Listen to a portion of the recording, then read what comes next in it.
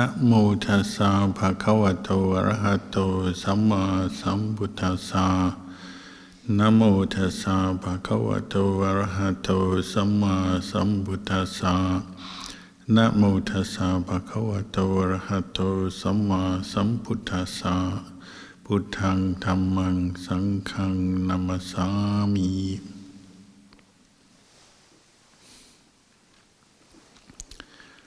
Blessings, good evening.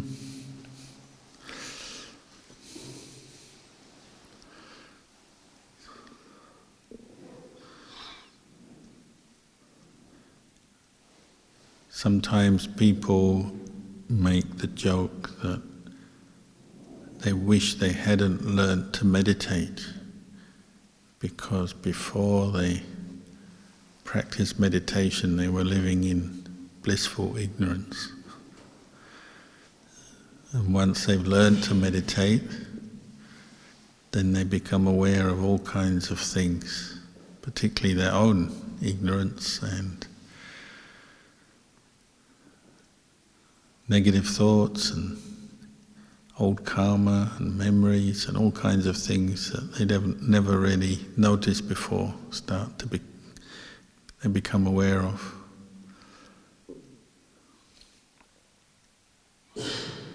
And then once you've started, if you have some knowledge of the Buddhist teachings, you can't really stop, you just keep practicing,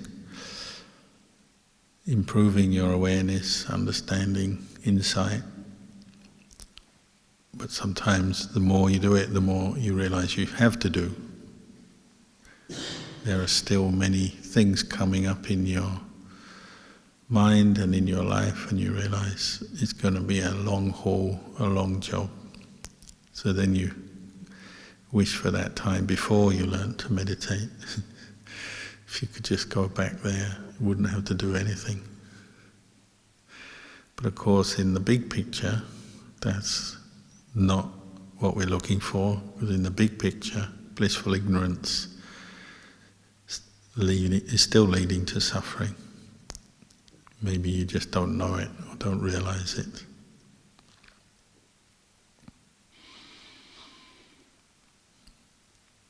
So our teachers, such as Lumpur Cha, emphasized over and over again to cultivate the quality of knowing, awareness. Because even though blissful ignorance is an attractive idea, because it's conditioning suffering, better to develop awareness so that you can get out of the suffering. And he would also point out over and over again that it's only knowledge of yourself, your mind, your body, the way things are, that will really free you from suffering.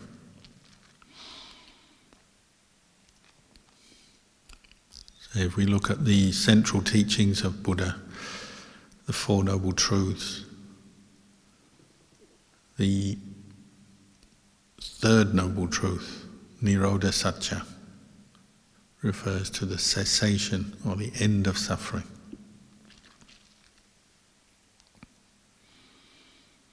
And the Buddha said that has to be realized by each individual for themselves. It's not something that you just know, say, that you remember or just know. The end of suffering is something to be realized. It's not just a state of mind. It's not just a particular experience. It's a realization that the causes of suffering are gone from the mind. Greed, anger, delusion.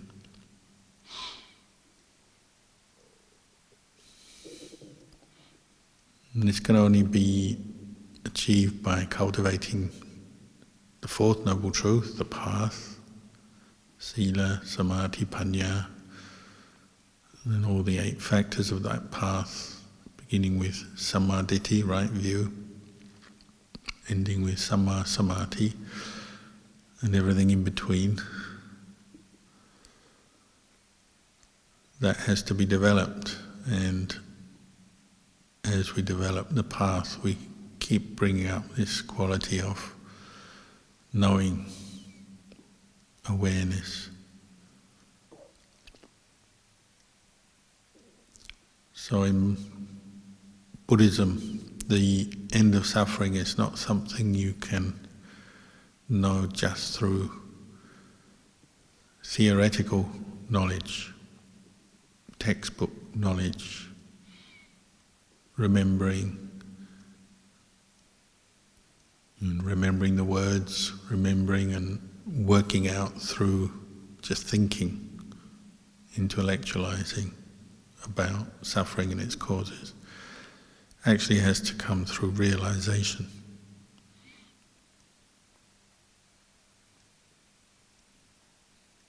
Cultivating all these factors of the path together, training a human mind to be free from the causes of suffering.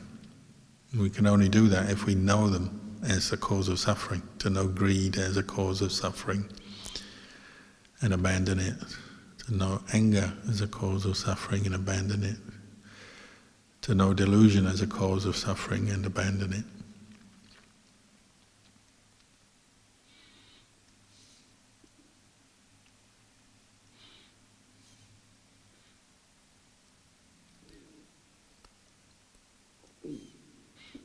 In northeast Thailand, where I began my life as a monk, there was a saying that if there's somebody behaving badly, you can always run away from them, get away from them. But if you're behaving badly, you can't get away from yourself. You have to know yourself, be with yourself. And that's why the Buddha emphasized cultivating this direct knowledge of experience and the way things are. So what we tend to do when we face suffering and problems in life is try to get away, run away. Whether it's situations and things on the outside or people. That rather than facing up to the problem or the suffering and learning what's its cause and what do I have to do to abandon the cause, we tend to just run away, move away, so we don't get beyond that. We remain in ignorance and just always keep moving, running away from the problem. It's one reason why people come to stay and practice in a monastery is because it's harder to run away from suffering and problems. It's still possible, but it's harder. You spend more time with yourself in a monastery because there's less distraction, less entertainment, less things happening. So you get to know yourself better. And that's why you have to rely on a lot of patience and endurance in a monastery, because you can't escape suffering so conveniently as out in the world, in the lay life. If there's someone you don't like, you might have to see them every day. Or there's something you don't like, some part of the monastic life you don't like, you have to face it maybe every day, maybe many times a day. But the idea is you learn from that. You learn that the real suffering is not the person, the place, the situation. It's your mental defilement of greed, anger and delusion that's coming up, that's being triggered or stimulated. And by establishing the quality of mindfulness and the knowing, then you can overcome, abandon the greed, anger and delusion, and overcome your suffering. But before you can do that, you have to be patient and keep seeing suffering so that you keep working out how to let go.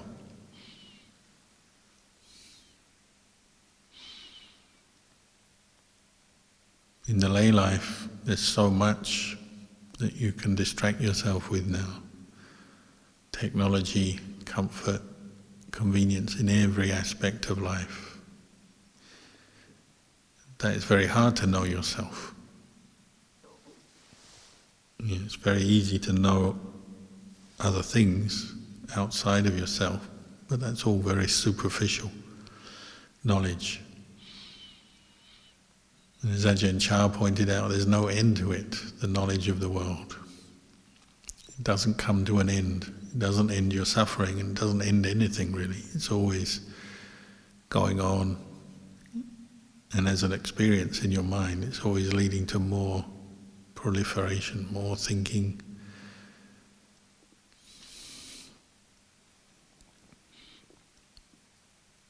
When Luang Por Chah went to the West, he said people in the West, they're not very religious, but they worship knowledge. Whoever knows the most gets the most praise and the most attention. So we praise those people who go far in their field of study or their field of life,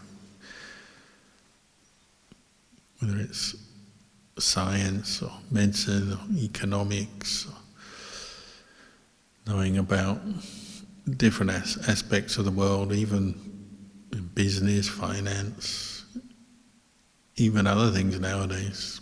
Things like entertainment has become a whole field of knowledge. Knowing who your favourite celebrities are and knowing all about them. And people compete to know what the celebrity has for lunch. And they get praised for it, knowing the most. Who knows first? Speed of knowledge also.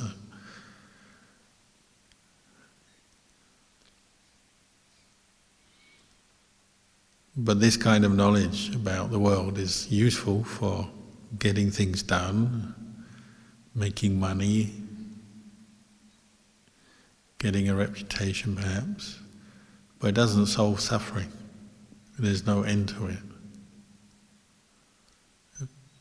And Ajahn Chah pointed out, well, the knowledge of the Buddha is for the ending of suffering. There is an end to it. So just that fact alone, you could say, it makes it better knowledge.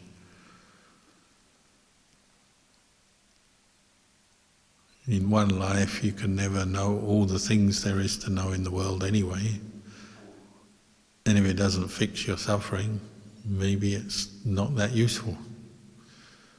Maybe it's part of the problem, part of the suffering, just endlessly seeking knowledge, but knowledge about external things, without bringing it inside your heart to end your suffering and free your mind from greed, anger and delusion.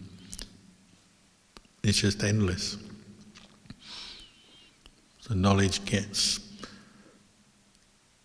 you could say, hijacked or taken over by craving and attachment, which the Buddha pointed out is the cause of suffering, tanha, upadana.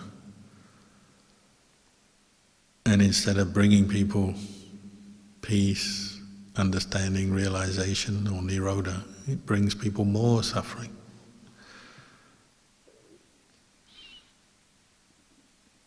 People sometimes ask Ajahn Chah how come he was so wise and had such clear insight and wisdom into the way things are when he only actually finished, a few years of primary school education. Never went to high school or university or anything like that.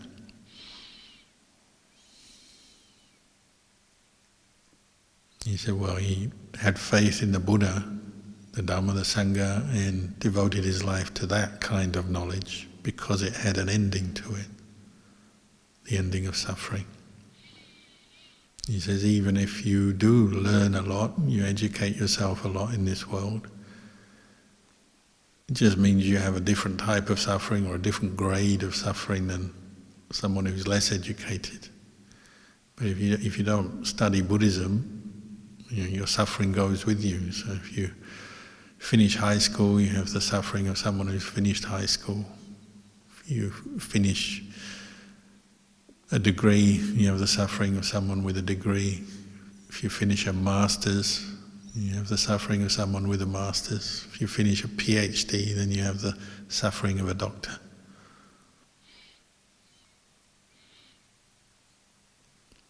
Because unless that knowledge is directed towards practicing the Dhamma, and particularly cultivated with mindfulness and insight, then it can't end suffering. Sometimes even it confuses us. All the different kinds of knowledge in the world and our own opinions and beliefs formed around it sometimes just spin our mind out and confuse us all the more.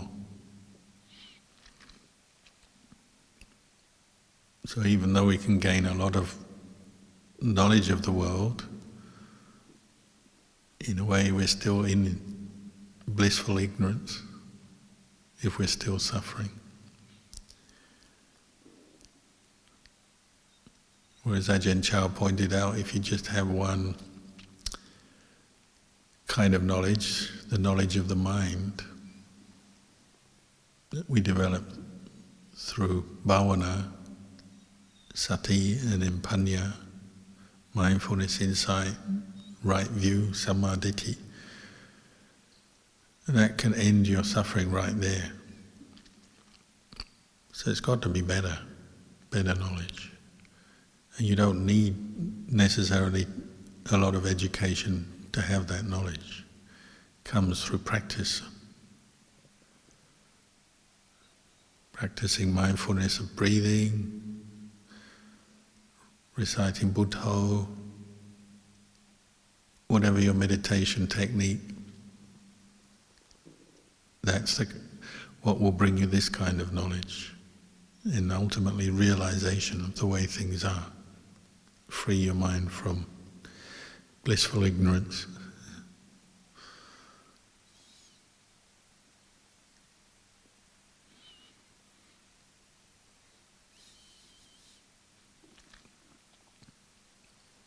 Ajahn Chah would always talk, as the Buddha would, around the same sort of subject matter.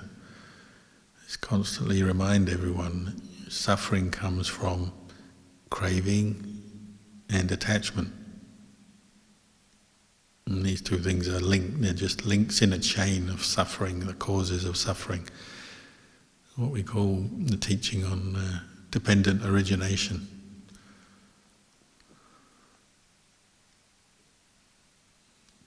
The Buddha pointed out that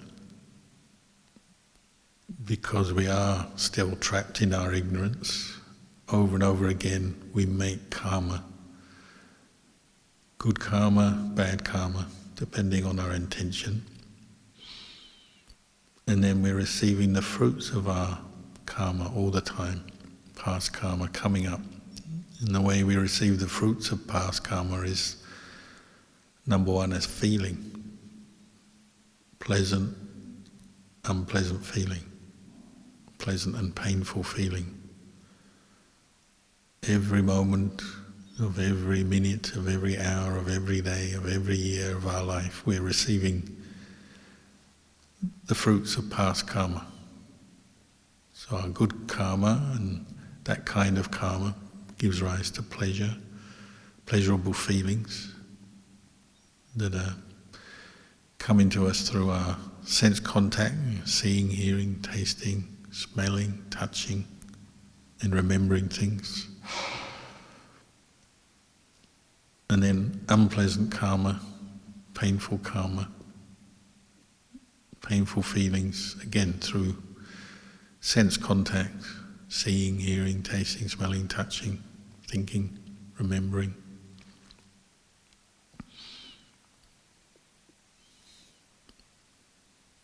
And when we are still caught in our blissful ignorance, it stimulates craving. We like pleasure, we want it, and there's no end to it. We're always wanting more. So the mind is constantly moving from one object to another, seeking more pleasure. Or we're reacting to the pain, trying to get rid of it, get away from it. It's an endless movement of the mind, which is why we sometimes just feel tired even doing, we say we're doing nothing. It's like when you're meditating, you're just sitting there, you say, I'm doing nothing, but I feel tired. Because your mind is constantly moving from object to object, reacting to things, reacting to pleasure, reacting to pain that is coming up due to past karma. And this is going on all the time, whether we realize or not. It's not really a good or a bad thing, it's just the way it is. Because we make karma, we experience feeling, painful, pleasurable, then we react to it. But it's tiring.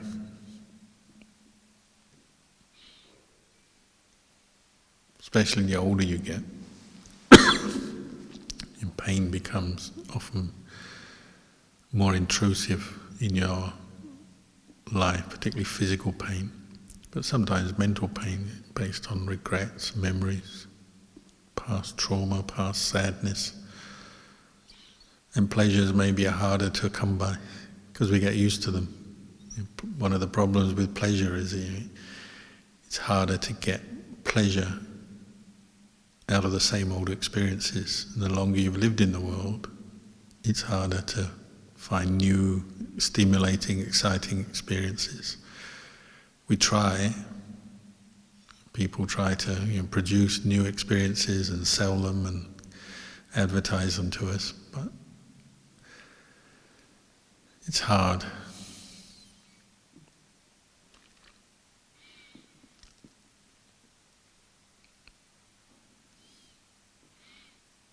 And the Buddha pointed out craving is constantly arising as long as we don't have this quality of knowing or awareness. Our mind slips into craving, seeking pleasure and moving away from pain. Over time it hardens into attachment, upadana. So that part of the same thing, the same process by which suffering arises. But the Buddha in his wisdom broke down the individual links of the chain to help us contemplate, see the way things are. Most of the time it's so fast we miss it. But nevertheless it's there for us, in the text, in the teachings, the explanations for us to help give us some insight, some understanding. So upadana means clinging or attachment. It's like craving that comes up over and over again forms clinging, or fuels clinging. It's the food of clinging. Clinging is just the hardening of craving.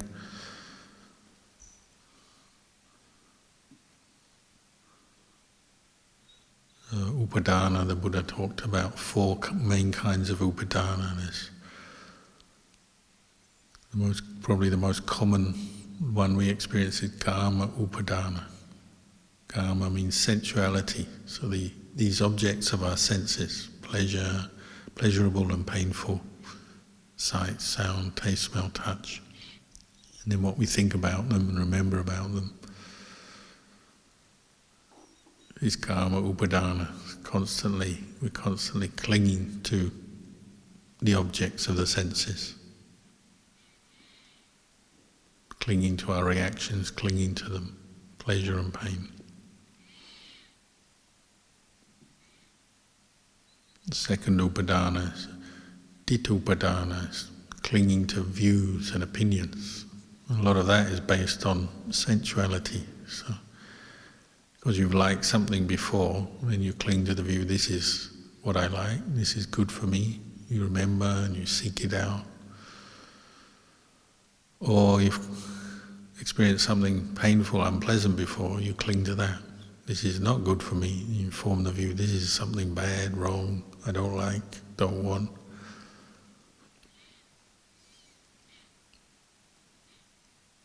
Sometimes it's sort of subtle things. We cling to views of the world, what we think is true and right, correct, the explanations, things from religion or politics or whatever we read yesterday. We have views and opinions about the world, beliefs. This is all part of our clinging. Conditions the mind in a certain way. Even leads us to fight and struggle with other people because they have different views and opinions about the world. Sometimes it's just over the material side of the world. We fight and compete over property and wealth and power. Sometimes we fight and compete just over our belief systems. We can even have religious wars and political wars over ideology. It's rooted in upadana, clinging. And then there's silapata upadana, clinging to, it's translated as rites and rituals, practices, ways of doing things, particularly with the idea that they'll bring us to some kind of release from suffering. But because there's clinging, that's impossible. So even if you cling to something that could be useful, could be a useful tool for helping you to reduce suffering, if you cling with a wrong view, wrong understanding, it still causes more suffering. That's why even Buddhists can argue about things, even they cling to a certain practice, this is right, that's wrong, it can still be a source of suffering. And just generally in the world we cling to our cultural values, cultural conditioning, religious conditioning, politics, all these things. You know, what is the right way, what is the wrong way?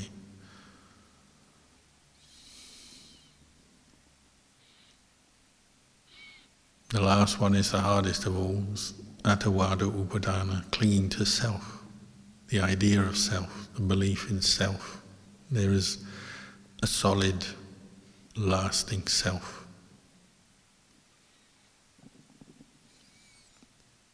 It kind of ties in with all the other kinds of clinging. So really they're all working together, supporting each other. But the Buddha was helping us dividing them up, just to help us contemplate. Of course, when craving and clinging arise, it's fast. Literally in a split second, sense of self and the attachment to our view and what's right and what we identify with comes up very quickly, catches us out, and that's why suffering, it just comes up so quickly. We often feel helpless, overwhelmed by it. Suddenly you're sad or grieving, suddenly you're angry, suddenly you're worried or fearful, suddenly you're craving or obsessed with something. So even though we do have the teachings to help us contemplate, it's fast. The only way to deal with that is increase or improve this ability to know things, to be aware of what's happening from moment to moment, to be mindful,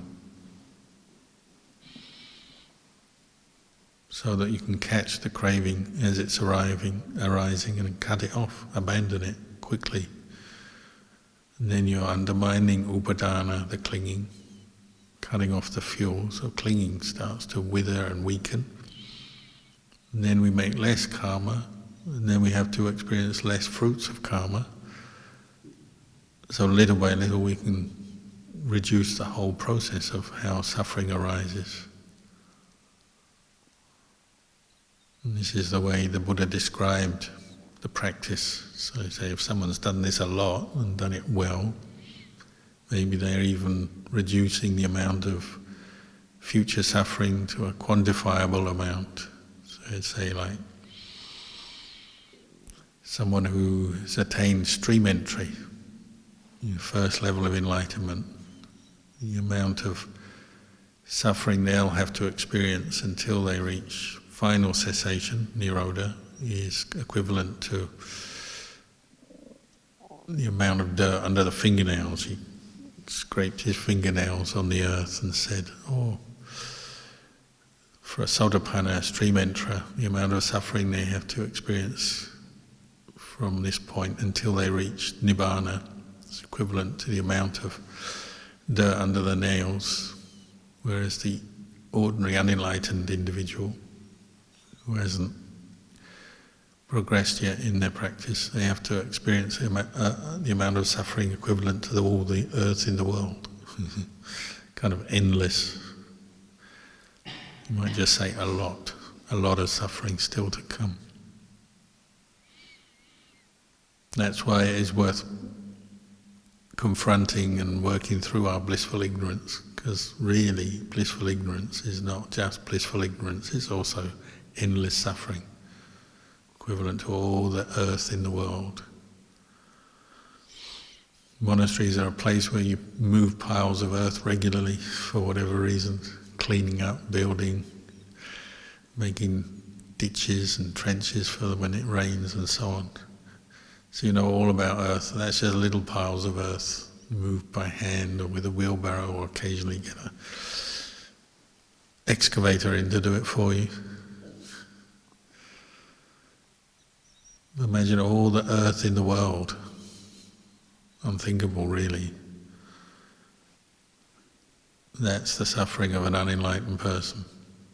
What they still have to face because of craving and attachment affecting their mind. In the Sotapanna, they've seen through craving and attachment, at least reduced it to the point where it's just the dirt under their fingernails, if they scrape the fingernails on the ground. At least it's thinkable, it's manageable, a reasonable amount to contemplate or consider.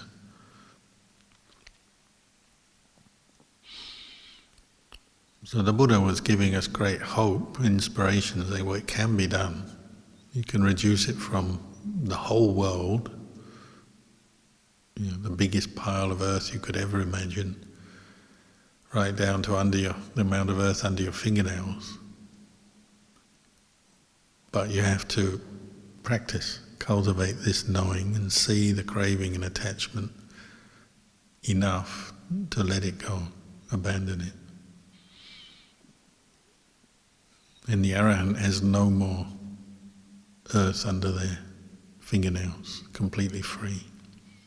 No more suffering, no more birth, becoming, suffering. So the Buddha was giving us great hope. And he said everyone can develop this kind of knowledge, and you don't even have to do a degree in it or get a PhD in it. You can just practice from wherever you are right now. But you have to keep cultivating this knowing or awareness. It's the only thing that will give you the tools to abandon craving and clinging. Otherwise we'll keep suffering, rather than letting go of craving and attachment. We just keep following it. So it's like just moving endless piles of earth around the world. Imagine you became so powerful, you own the whole world, if that was possible. People seem to be trying to do that all the time through business or fighting wars or whatever they're doing. But in the end, you own the whole world. You're just moving piles of earth around from place to place, left to right, but you're never actually getting rid of the attachment. So it's just endless suffering. Even owning the whole world, you'd be suffering because you'd just be moving piles of earth here and there. Better to get beyond the piles of earth, get completely beyond them, Nibbana, Nirodha, Nibbana.